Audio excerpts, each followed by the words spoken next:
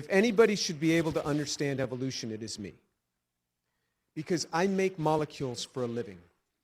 And I don't just buy a kit and mix this and get that. I mean, ab initio, I make molecules. I understand how hard it is to make molecules. I understand that if I take nature's toolkit, it can be much easier because all the tools are already there, and I just mix it in the proportions that, and I do it under these conditions. But ab initio is very, very hard.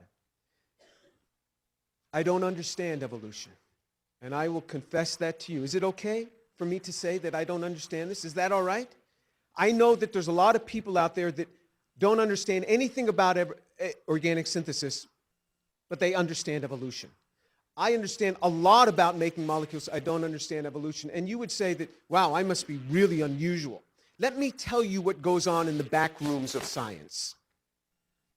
With National Academy members, with Nobel Prize winners, I have sat with them. And when I get them alone, not in public, because it's a scary thing if you say what I just said.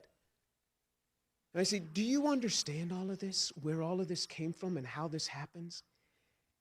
Every time that I have sat with people who are synthetic chemists who understand this, they go, nope. These people are just so far off on how they believe this stuff came together. I have sat with National Academy members and Nobel Prize winners. Sometimes I will say, do you understand this? And if they're afraid to say yes, they say nothing. They just stare at me because they can't sincerely do it. I was once brought in by the dean of the department once, and many years ago, and he was a chemist, and he was kind of concerned about some things. I said, let me ask you something. You're a chemist. Do you understand this? How do you get DNA without a cell membrane? And how do you get a cell membrane without a DNA? And how does all this come together from this? He said, Jim, we have no idea. We have no idea. I said, isn't it interesting that you, the dean of science, and I, the chemistry professor, can talk about this quietly in your office, but we can't go out there and talk about this? If you understand evolution, I am fine with that. I'm not going to try to change you, not at all. In fact, I wish I had the understanding that you have. But about 7 or 8 years ago, I posted on my website that I don't understand.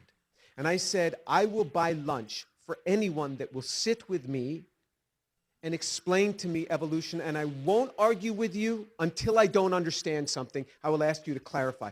But you can't wave by and say, this enzyme does that. You got to get down in the details of where molecules are built for me. Nobody has come forth. The Atheist Society contacted me. The Atheist Society contacted me. They said that they will buy the lunch. And they challenged the Atheist Society, go down to Houston, have lunch with this guy, and talk to him. Nobody's come. Now remember, because I'm just going to ask when I stop understanding what you're talking about, I will ask. So I sincerely want to know. I would like to believe it, but I just can't. Now, I understand microevolution. I really do. We do this all the time in the lab. I understand this. But when you have speciation changes, when you have organs changing, when you have to have concerted lines of evolution all happening in the same place in time, not just one line, concerted lines, all in the same place, all in the same environment, this is very hard to fathom.